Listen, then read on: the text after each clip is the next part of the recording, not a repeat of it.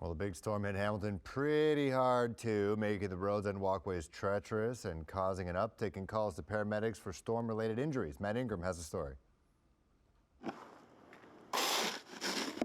Working like a winter weather warrior, Angelo's shoveling and salting in front of his home. I do it a few times a day because of slip and falls, you know. And then wife and kids want to go out still. I don't want them wiping out. Down the block, William and Nick say the snow is light and easy to shovel. Not hard, really easy. But it's accumulating in some places. As you can see, we had quite a bit of snow that we removed from at least my front driveway. Angelo says the snow's not really the problem. The temperature and the wind is really what's the pain right now. Environment Canada's storm alert for Hamilton warns of wind chill values in the -20s and wind gusts up to 110 kilometers per hour. The wind knocked down a power line and loosened another at the intersection of Bay and Hunter.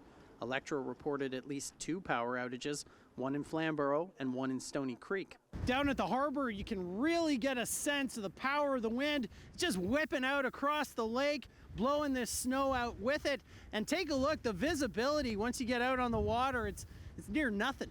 There wasn't a soul braving the elements while CHCH News visited the waterfront, but in downtown Hamilton, there were a few walking the streets, including Leonard, who says the icy conditions on the sidewalk on Bay Street ended his outing. I was actually going out for baking materials. I've actually turned around. I'm on my way home. I couldn't get down the hill. The one side of my face is just freezing right now. Hamilton paramedics say there have been an increase in calls for storm-related injuries, like slip and falls and several traffic accidents. People, it appears, are adjusting for the road conditions and the weather conditions, which is fantastic. Roadway maintenance manager Peter Sniuolis says he expects the entire fleet of more than 200 ploughs to be out cleaning roads and walkways continuously for the next 2 days, noting that salting is less effective in colder temperatures. The big difference with this is the significant temperature drop we had early in the morning, as well as the high winds that picked up. It's been a challenge just to stay on top of it, but we're out here. 12 rec centers were open as warming centers until 4 p.m.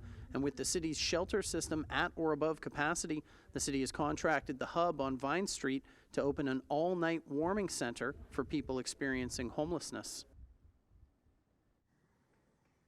But with the rec centers closing at 4 and the Hub not opening until 10 p.m., that means people experiencing homelessness will have about 6 hours where there won't be a city-run warming center for them to go to. Hamilton Public Libraries are normally open as warming centers during storm events like this one, but because of the storm, they had to close. Now, just in the last little bit, Alectra has reported a couple more power outages, one affecting Dundas, another affecting the West Mountain, and another one affecting a part of Concession Street.